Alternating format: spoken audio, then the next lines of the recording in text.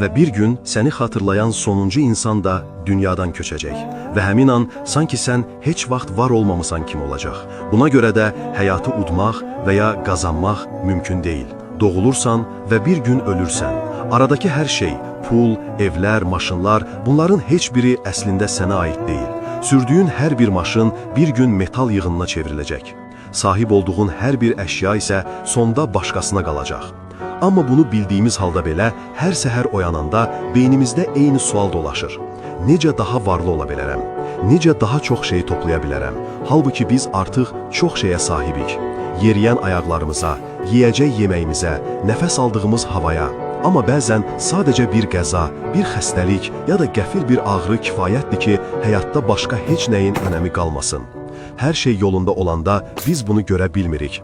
Sadəcə hamı kimi şikayət edirik. Məhz buna görə biz özümüzə hər gün ölümü xatırlatmalıyıq.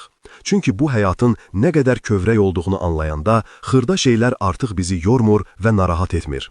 Və yalnız o zaman insan həyatın gerçək məqsədinə yönələ bilir.